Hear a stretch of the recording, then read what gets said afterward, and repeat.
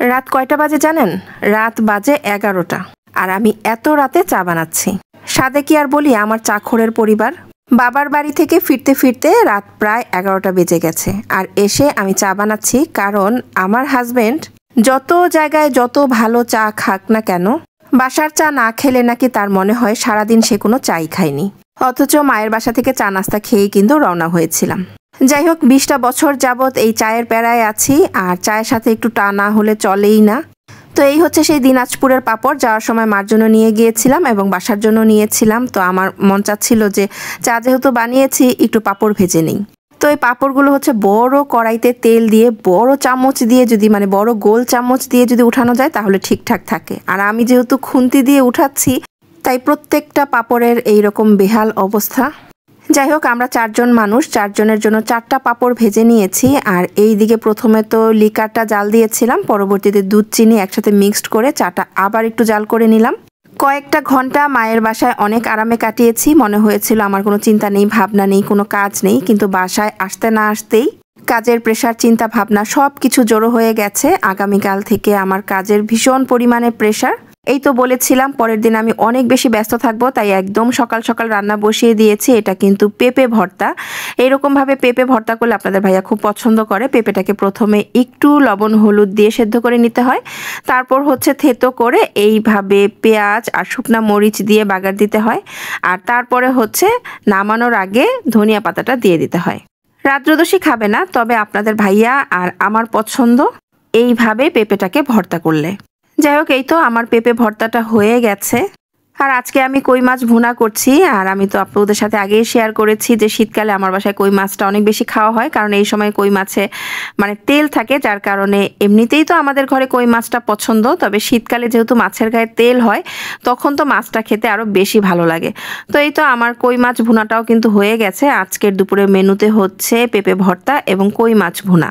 এখন হচ্ছে কড়াইটা চুলা থেকে নামিয়ে নিব। তার আগে কিন্তু আমি ফালি করে রাখা কিছু কাঁচামরিচ দিয়ে দিলাম, আর এরপর দিয়ে দিচ্ছি ধনিয়া পাতা।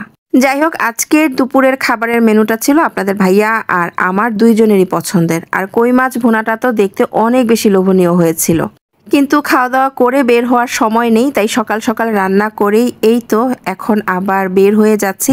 আজকে মোটামুটি সারাদিনই কাজের উদ্দেশ্যে বাহিরে থাকতে হবে। এই তরকারি আর এই ভর্তা দিয়ে ভাত খেতে পারবো আল্লাহ বাঁচিয়ে রাখলে রাতে এসে। যাই হোক, সারাদিন কাজ সেরে সন্ধ্যায় আবার ছোট ভাইকে নিয়ে একটু শপিংয়ে যাওয়ার কথা ছিল, কিন্তু সেদিন আর যেতে পারিনি। শপিংয়ে গেলাম এর 2 দিন পর। তো এখন হচ্ছে আমরা ভাইকে নিয়ে শপিং মলে অ্যাপেক্সে এসেছিলাম, আর এই জুতাটা অনেক ভালো লাগলো। আসলে আগের মতো তো আর বাসায় বসে থাকা হয় না, খুব বেশি বাহিরে বের হওয়া হয়, আর বাহিরে বের হলেই কিছুটা হাঁটা হয়। আর হাঁটতে গেলে কমফোর্টেবল জুতা না হলে কিন্তু একদমই ভালো লাগে না। কিছুক্ষণ পর দেখি যে আমার পা ব্যথা করতে থাকে। তো আমার এই পেইনটা আপনাদের ভাইয়াও যথেষ্ট পরিমাণে ফিল করে, আর সেও যেখানেই কমফোর্টেবল কোনো শু দেখবে আমাকে বলবে যে নিয়ে নাও, কারণ সবসময় তো খুঁজে পাওয়া যায় না। যেমন এই শু জোড়া সে আমাকে দেখিয়েছিল, শু জোড়া দেখতে এত বেশি সুন্দর ছিল আর পরে এত বেশি আরামদায়ক। সত্যি বলতে আমার ভীষণ ভালো লেগেছে। অন্য সময় সে বললে আমি বলি না থাক, এখন প্রয়োজন নাই, কিন্তু এই শু দেখে আমার খুব বেশি পছন্দ হয়ে যায়, পরে এত বেশি আরাম পাই, পরবর্তীতে আমি নিয়ে নিই। যদিও মূলত সেদিন গিয়েছিলাম আমার ছোট ভাইয়ের জন্য, ওকে এক জোড়া কেটস কিনে দেওয়ার জন্যই আমি গিয়েছিলাম। তো আমরা গিয়েছিলাম হচ্ছে অ্যাপেক্সের শোরুমে, আর এখান থেকে আমি আমার ভাইকে এক জোড়া কেটস কিনে গিফট করেছিলাম, আর ওইদিকে আপনাদের ভাইয়া হচ্ছে আমাকে এক জোড়া শু কিনে গিফট করেছিল। আমার নিজের ইচ্ছেতেই ছোট ভাইকে টুকিটাকি শপিং করে দিচ্ছিলাম, আর এর পিছনেও একটা কারণ আছে, কারণটা না হয় পরবর্তীতেই বলবো। মন খারাপের কারণ তো বললেই মন খারাপ শুরু হয়ে যাবে, তাই আজকের ভিডিওতে না হয় মন খারাপের কোনো কথা নাই বা বললাম। যাই হোক, সেদিন অ্যাপেক্সে এসেছিলাম আমি, আমার ছোট ভাই আর আপনাদের ভাইয়া, আর রাত্রদোষী বাসাতেই ছিল। তো আমাদের এখন কেনাকাটা শেষ, এরপর আমরা সরাসরি চলে এসেছি শপে। শপে তো আমাকে মাঝে মধ্যেই আসতে হয়, আর সেদিন কিছু কাজ জমেও ছিল, তার জন্য এসেছি। তো এখানে কাজ সেরে এরপরেই তো সন্ধ্যার চা নাস্তাটা করছি, যদিও করতে করতে দেরি হয়ে গেছে। তো নিচে থেকে গরম গরম চা, গরম গরম পুরি আনা হয়েছিল। এই বিষয়টা আমার কাছে অনেক মজার। মাঝে মধ্যেই যখন শপে যাই একসাথে নিজেরা বসে কাজ করি এবং পরবর্তীতে খাওয়া দাওয়া করি।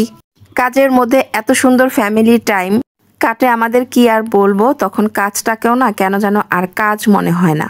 যাই হোক, সন্ধ্যার নাস্তা হিসেবে চা আর পুরি বরাবরই আমার পছন্দের একটা খাবার। তো তো এখন হচ্ছে কাজ শেষ করে সেটাই খাচ্ছি। আর ওইদিকে রাদ্রদোষী বাসায়, অনেকেই ভাবতে পারে ছেলে মেয়ে তো বাসায় না খেয়ে আছে, আসলে ব্যাপারটা ওই রকম না। আমি যখনই আসি আমার কাছে আমার প্রধান প্রায়োরিটি হচ্ছে আমার সংসার, তারপর হচ্ছে আমার বাকি কিছু। তো যখনই আমি বাহিরে আসি তখনই কিন্তু ওরা কি খাবে, ওদের কখন কোনটা প্রয়োজন সব কিছু ম্যানেজ করে দিয়ে তারপর হচ্ছে আমি আমার কাজে আসি। যাই হোক, সব থেকে কাজ সেরে কিছুটা চা নাস্তা করে এরপর বাসায় ফিরেছি। আর ওইদিকে ভাই আর রাকিব হচ্ছে চলে গেছে সাভার। আর বাসায় ফেরার সময় রোদসী কল করে বলেছিল তাদের দুই ভাই বোনেরই নাকি ওয়াফেল খেতে ইচ্ছা করছে। ওয়াফেলটা সবসময় বাসায় এনে খাওয়ার চাইতে না, যেখানে তৈরি হয় সেখানে বসে খাওয়াটাই বেশি ভালো, তাহলে একদম মুচমুচে থাকে। যদিও এটা ওই রকম নরম হয়ে যায়নি, কারণ উত্তরাতে এখন অনেক অনেক জায়গায় ওয়াফেল শপ আছে। যেমন এই ওয়াফেলটা আনা হয়েছে একদম আমাদের বাসার কাছাকাছি একটা শপ থেকে, তাই ওয়াফেলটা গরমও ছিল আবার মুচমুচেও ছিল। যাই হোক, দুই ভাই বোনে তো ওয়াফেল খেলো। আর এরপর আমি করছি রাতের খাবারের আয়োজন। রাতের খাবারে আগের দিন রান্না করা মাংসটা এখন গরম করে নিচ্ছি, সেই সাথে আপনাদের সাথেও বিদায় নিচ্ছি। আজকে এই পর্যন্তই, ভালো থাকবেন সবাই, আল্লাহ হাফেজ।